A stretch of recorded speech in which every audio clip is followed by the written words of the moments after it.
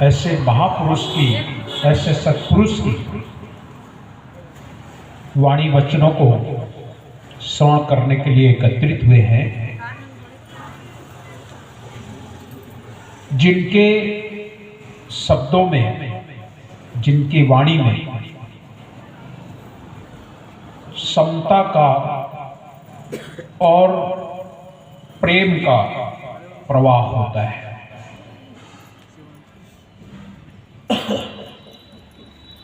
हमारे इस भारत भूमि नहीं बल्कि पूरे विश्व में बहुत सारे संत, बहुत सारे महापुरुष इस धराभूमि पर प्रकट हुए हैं, आए हैं।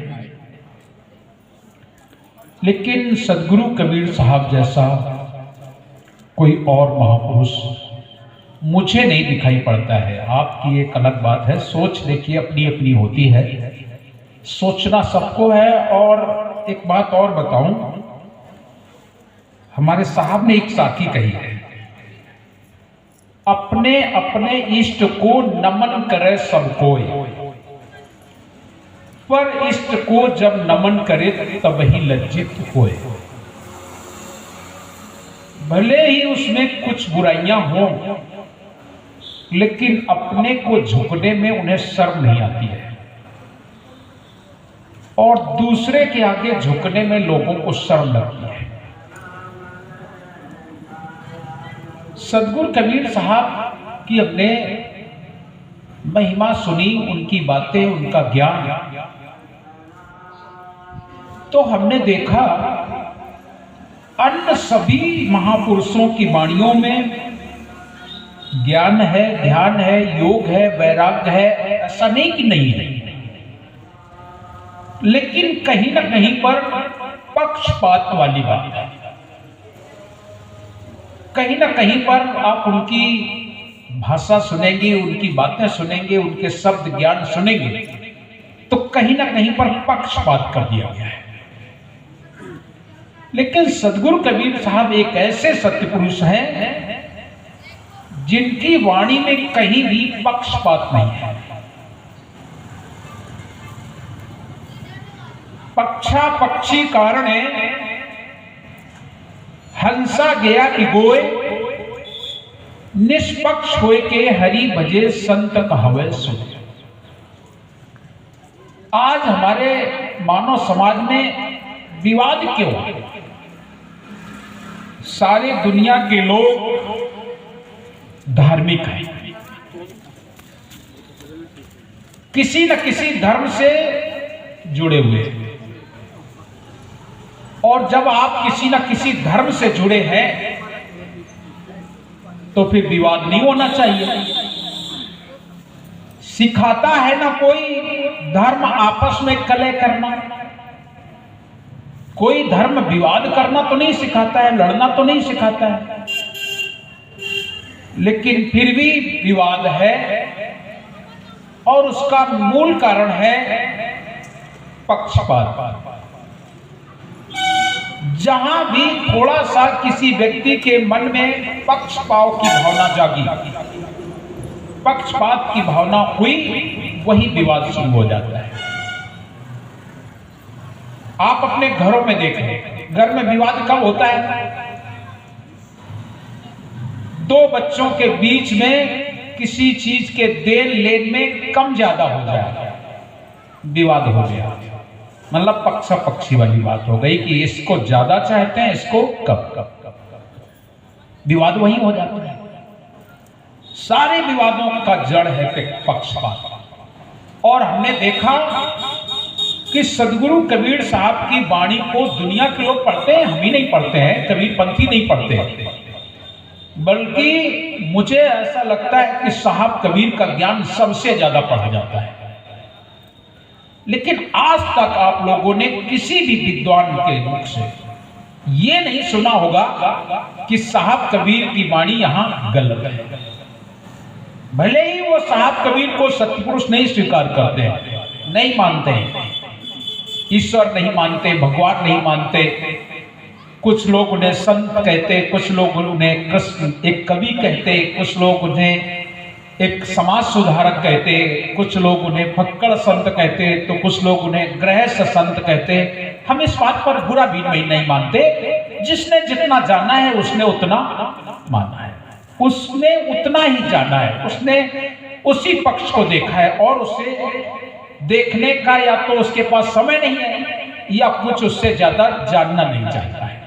लेकिन सदगुरु कबीर साहब इन सब के बीच में एक सार्वभौमिक हैं और उनका जो ज्ञान मिलता है, उन्होंने कहीं भी किसी के प्रति कोई बंटवारा नहीं।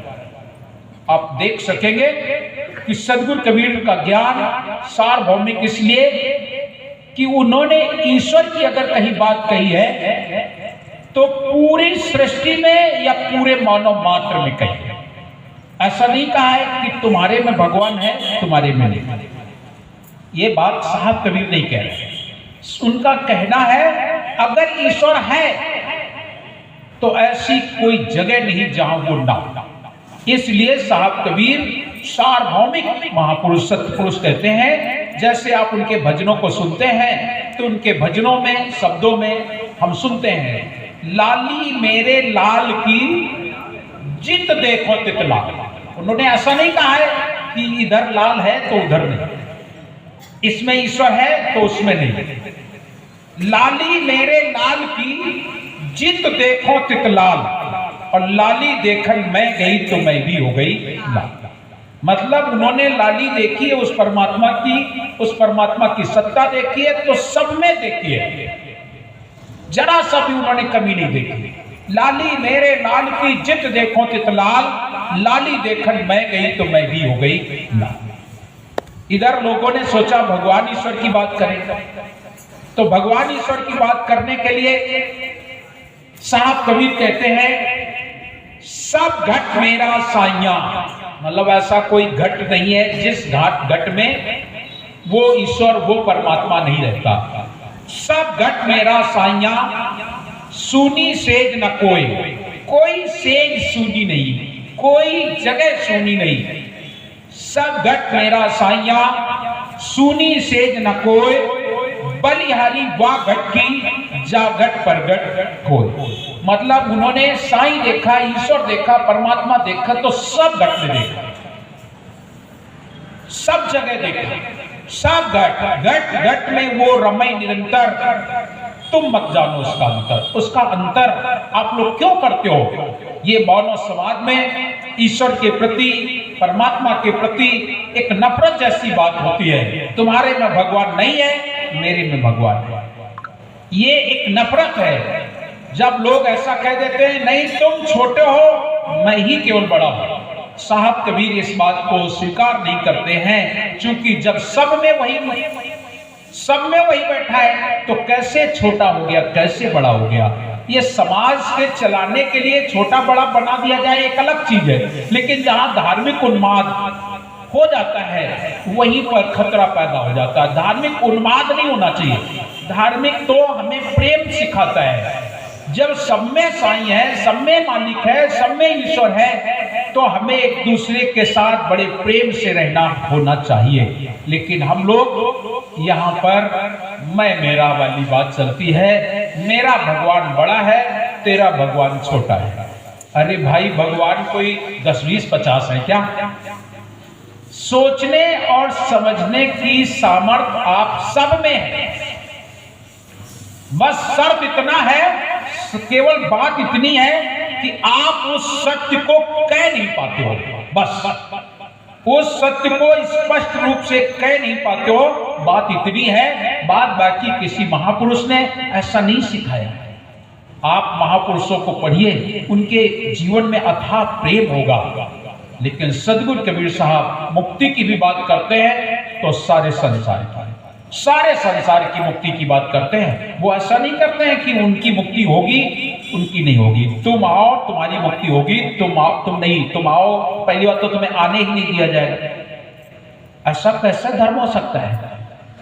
कैसे हम उस धर्म को धर्म कहें जिस धर्म में विवाद हो, जिस धर्म में एक मनुष्य के बीच में आपस में बंटवारा कर दिया जाए, तुम इंसान होते हुए भी तुम इंसान नहीं हो, या इंसान होते हुए तुम ये पूजा नहीं कर सकते हो, वो पाठ नहीं कर सकते हो, तुम वहां नहीं जा सकते हो, तुम वहां नहीं जा सकते हो। अरे एक इंसान है, इंसान, और इंसान के अंदर भगवान है, ईश्वर है, परमात्मा है, हम उसका विभाजन नहीं कर सकते हैं। सतगुरु कबीर साहब उसका विभाजन नहीं करते हैं। इसीलिए साहब कबीर एक ऐसे सत्पुरुष है जिन्होंने एक शब्द नहीं अनेक शब्द कहे। का पर दया कीजिए, का पे निर्दय हुए। किस पर साहब कहते हैं दया करें और किस पर निर्दय हो जाए? किस पर दया करें और किस पर हम न दया करें? का पर दया कीजिए, का पे निर्दय होए, साईं के सब जीव हैं कीरी कुंजर। लेकिन आप लोग समाज में या तो आप जिज्ञावश जीवों का वध करते हो, या आपके जीवन में अंधविश्वास है, मंदिर मस्जिद में जाकर के जीवों की बलि चढ़ाते हो। लोग जीव हत्या करते हैं, पाप करते हैं, फिर भी अपने आप को धार्मिक कहते हैं। साहब कबीर कहते हैं ये कैसा धर्म है?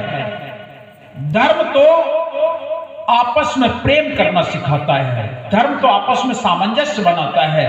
सिखाता कोई धर्म नहीं है कि वहां तुम लड़ाई करो, झगड़ा करो। और हम जिसके लिए लड़ते झगड़ते हैं, क्या होगा? आप लड़ते झगड़ते हैं वो भी ईश्वर के नाम पर, और चीज के नाम पर लड़ते झगड़ते हैं। तो समझ में आता है कि भाई मेरा कोई घर छीने ले रहा है तो लड़ना पड़ता है, भाई हमारी कोई खेती पर कब्जा के ले रहा है, लड़ रहे हैं, चलो ठीक है। लेकिन जहां धर्म है वहां पर लोगों को बैठने का अधिकार नहीं है। जहां लोग कहते हैं धर्म है वहां बैठने का अधिकार नहीं, तो कैसा धर्म होगा? जहां पर एक जगह पर हम बैठ नहीं सकते उसे कैसे धर्म कहेंगे? धर्म तो वो होता है जहां पर प्रत्येक प्राणी को बैठने का स्थान हो। उस ईश्वर ने कोई विभाजन नहीं किया, कोई विभाजन नहीं किया। यहां विभाजन जितना भी आप लोग देख रहे हैं वो सब का सब आप लोगों ने किया है। ईश्वर ने विभाजन नहीं किया है। जो लोग कभी कभी ऐसा कह देते हैं कि ईश्वर ने बांट दिया है, ईश्वर ने कभी नहीं बांटा। अच्छा बताओ, मुसलमान भाइयों का खुतना किसने किया? भगवान ने, ईश्वर ने। अगर ईश्वर ने किया होता तो ईश्वर करके भेजता ना। हमारे यहाँ संत जी रहते हैं आश्रम पर, उनके बगल में मुसलमान भाई रहते हैं। एक दिन उनके यहाँ बच्चा पैदा हुआ, मजाकिया थे वो वैसे भी, तो उनको पता लगा कि उनके घर बच्चा पैदा हुआ, तो बड़ी तेजी से बोले, ए फलाने भाई, इसका नाम लेकर के, कोई खान था, बोले फलाने खान, बोले हाँ जल्दी जाओ जल्दी जाओ, देखो देखो तुम्हारे यहाँ बेटा पैदा हुआ है, हिंदू पैदा हुआ कि मुसलमान? वो बड़ी जोर से, उसको जो बच्चा पैदा हुआ तो खुशी तो थी, बोले क्या तुम भी मजाक करते हो? अरे भाई हम सभी हिंदू ही पैदा होते हैं, सभी इंसान ही पैदा होते हैं। उसने कहा मुसलमान ने, सभी इंसान पैदा होते हैं, लेकिन हम लोग उन्हें मुसलमान बनाते हैं। बात समझ गए? खाल काट करके कोई मुसलमान, केवल थोड़ी सी खाल काट करके मुसलमान बनाया जाता है। ये समाज में विभाजन जो है ये ईश्वर द्वारा नहीं। ईश्वर की कोई सत्ता आपको बांटती नहीं, कोई सत्ता। जो ईश्वर द्वारा सत्ता आपको दी गई है उस सत्ता में कोई विभाजन नहीं। विभाजन आप करते हैं। थोड़ा सा खाल काट करके आप मुसलमान हो गए, कुछ लोग यज्ञोपवीत पहन करके ब्राह्मण हो गए, कुछ लोग ईसाई धर्म को मानने वाले हैं तो उनका अपना कुछ और, कुछ वेशभूषा, लाल कपड़े पहन लिए तो हम इस मत के संत हैं, उन्होंने पीले पहन लिए तो इस मत के संत हैं, उन्होंने सफेद पहन लिए तो इस मत के संत हैं, कोई नीला पहनता है, कोई हरा पहनता है, कोई काला पहनता है। सब अपने अपने वेशभूषा से अलग हो जाते हैं, सब लोग वेशभूषा से अलग हो जाते हैं। साहब कबीर कहते हैं बंटवारा तो आपने किया है, वो कभी बंटवारा नहीं करता, ईश्वर कभी बंटवारा नहीं करता। साहब का एक शब्द है, सारी दुनिया को भोजन देता खुले भंडारे कहीं। अगर ईश्वर बंटवारा करता है, परमात्मा बंटवारा करता है, तो गलत कर्म करने वालों को भोजन नहीं देना चाहिए, अन्य जातियों को भोजन नहीं देना चाहिए। लेकिन सारी दुनिया को भोजन देता, खुले भंडारे कहेंगे। कोई भी ऐसा नहीं है जो इस पृथ्वी पर जीव आए और उसको भोजन की व्यवस्था वो ना करे, चाहे वो अंडज, पिंडज, उपमज, अस्थावर किसी खानी में हो, सारी दुनिया को भोजन देने वाला है। और ऐसा भोजन देने वाला है कि हम लोग उसकी महिमा को देख करके चकित भी रह जाते हैं। तुलसी बाबा ने एक बहुत सुंदर साखी लिखी है, और उसमें कितनी सुंदर साखी लिखी है, जरा ध्यान देना। ईश्वर कैसा होता है, कैसे भोजन देता है। कहते हैं तुलसी बेरवा बाग का सींचे ते कुमलाए। हम लोग अपने घरों में, बाग में, कहीं भी एक पेड़ लगा लेते हैं और उसको हम लोग सींचते हैं, पानी देते हैं, और तो तब भी वो पेड़ कुम्हला जाता है, कभी कभी सूख भी जाता है, नहीं चलता है। तुलसी बिरवा बाग का सींचे ते कुम्हलाए, लेकिन जा पर कृपा भई राम की तो पत्थर पर हरियाली।